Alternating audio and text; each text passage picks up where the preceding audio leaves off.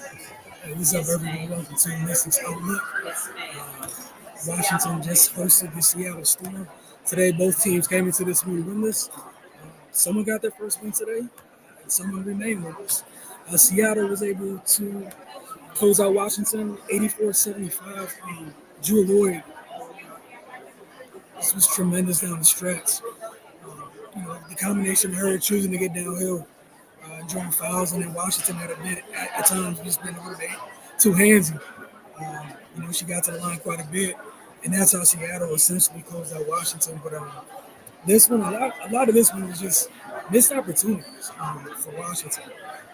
Like even from in the first quarter, they got off to like a 7-2 start, and even then, it felt like they should have been up a little bit more. But they missed some easy shots. They missed several bunnies right in the restricted circle throughout this game, and that's something that continued uh, all afternoon, honestly. And I'm sure it's something that haunts them a little bit. Also at the foul line, sticking with the theme of missed opportunities, they shot. Let me make sure I get this right. They shot 16 of 23 from the line in this game. Left 7 on the table.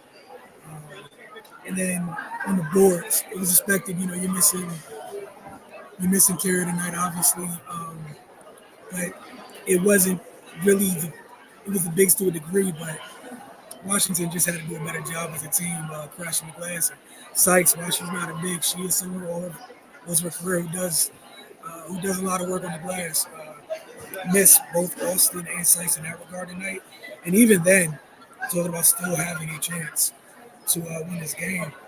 While they turned over the ball less than they did last game, it turned Seattle over 20 times. Seattle was able to capitalize off those missed opportunities where Washington was not. Seattle scored 26 points off the missed turnovers in this game. They won this. They won this one by 9. Um, Again, 26 off of 16 turnovers, while Washington only scored 13 off of 20 Seattle turnovers. Again, I'm going to stick with this, just the missed opportunities in this one. We saw Seattle stretch out to, I think they got to lead to about 15 with a couple minutes left in the first half. And credit Washington for going on it, like immediately responding. They went on a 10 run to close that gap to 5 by the time we got to the break. But just another tough game for Washington, and again, just some things on their side which they can't control that are probably going to haunt them in this one. And you're going to continue to hear me say this quite a bit. Just missed opportunities hurt them. There were times they got turnovers. Wrong read might have been made, or a couple times they turned it over themselves, or just it was just an empty trip. And when you're in a game like this, those empty trips, those extra possessions, you almost nullifying them when you don't get anything off them. While Seattle, they almost doubled down on, Washington's missed opportunities. But for the Mystics, they're off to an 0-3 start. They're about to head out. I think they're heading out west on this next road trip. When they return, their next home game is not going to be until the 29th. I believe they'll be hosting the Dream. So we're going to keep up with you guys with that when this is out. With that said, as far as this game goes, at least for me, just player of the game, Judah. Every time Seattle was in need of something, she was kind of the one providing it. Really stepped up for them, closed out the game late. She got going in that second quarter when they kind of started to stretch out that lead to 15. And credit to Seattle for that. They did a really good job screening, getting their star guards loose so they could get Washington's perimeter defenders off of them long enough to get into some space and make something happen. X factor in this one, I'm going to give it to Ezzy McElroy. And we're going to touch on what she did tonight a little bit later as it pertains to somebody else on the Mystics. Ezzy finished with 15 points, 14 rebounds, 1 steal, 2 blocks. Just take advantage. She did a really good job taking advantage of her opportunities. When she had when there were times where maybe she was given too much space, she put the ball on the floor, she got down, and she scored. Other times she just crashed the glass and got some easy putbacks. Similar to Drew, she got a couple. It was there was a couple sequences in the second half where she just continued to get downhill. She didn't capitalize on every one of those and one opportunities, but the first part of the and one counted. Uh, those were big plays for Seattle, so credit to her in that as well. But I thought Seattle's guards did a good job. Their bigs were huge, just freeing them up. But for Washington, I thought Shatori Walker Kimbrough had a really good afternoon. She really came out, did a good job defensively and offensively, knowing that Washington was missing a couple players. She really stepped up. She finished with 12 points, but she had 3 steals, so she did a really good job defensively. And again, Washington needed someone else to kind of help pick up the scoring slack by the 2 players that were missing, that weren't available. Rather, I don't want to say missing action, but weren't available for Washington tonight. What I'm going to go and get into right now, since it's just some positive, just some notes I had from throughout the game. As far as Seattle, I think I got through that already. And again, both teams missing some key players. Seattle getting this one without Nneka Ogwumike big. She's one of the biggest acquisitions they got along with Skylar. But the 2 of them, getting them in the offseason was huge for Seattle. But again, they got the wins and ice credits to them in Washington. Just touched on it. Missing Shakira Austin and Brittany Sykes. First time starters in Mystic's debut in this one. You got Aaliyah Edwards and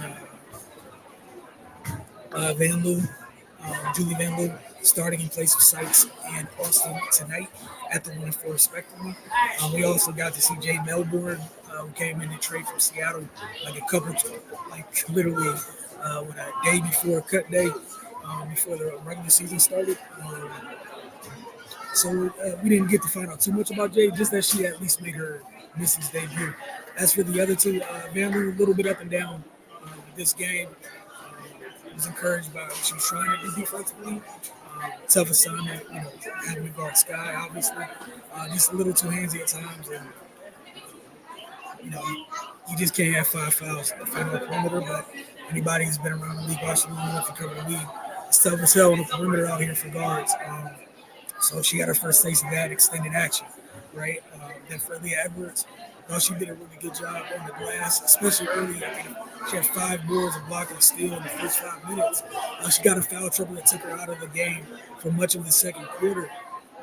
And then missed opportunities for her. She should have finished this game with a double-double. Missed several layups, 3 free throws and whatnot. But one of the things, I brought up Ezzy earlier, and where there's some correlation there was Ezzy kind of had some of her bigger stretches when Leah wasn't on the floor.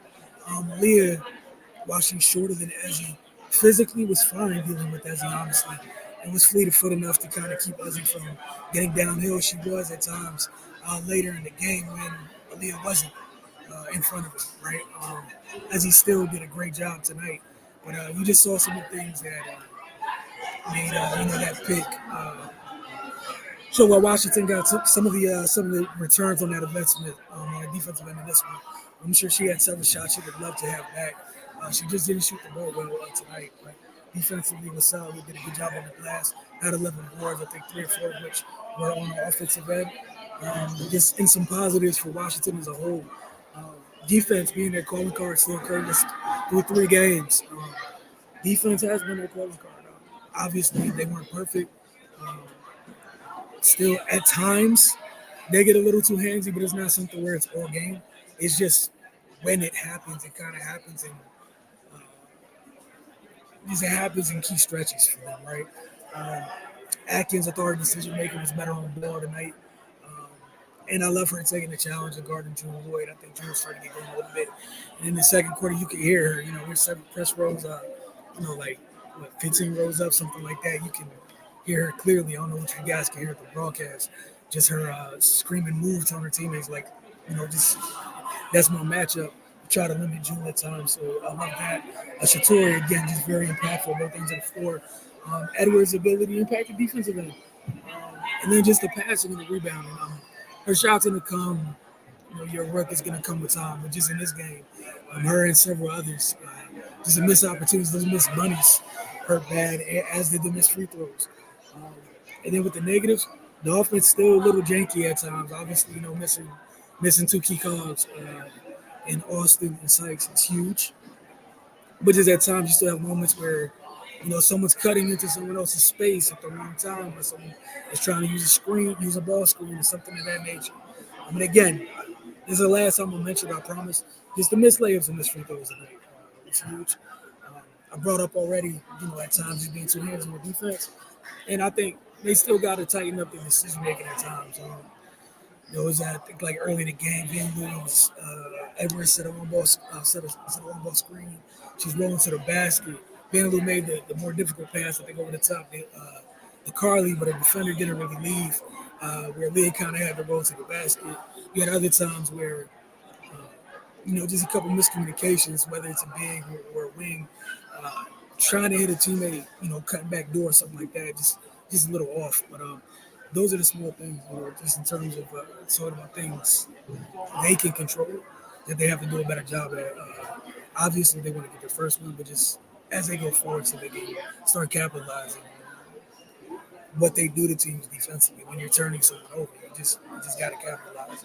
Too many empty possessions tonight at times. Where they could have been could have been them in the first quarter possibly, stretching out the lead to double digits. Unfortunately, it wasn't. Um, could have been them. I think near the end of the third, maybe. They got the lead up to five, or midway through the third, they got the lead up to five a couple times, but they weren't able to stretch it out, capitalize on a couple turnovers and whatnot to take that 5 point lead and make it a 10 point lead. But again, it's just the third game. We'll see how things go as they embark on this road trip. We'll see you guys soon.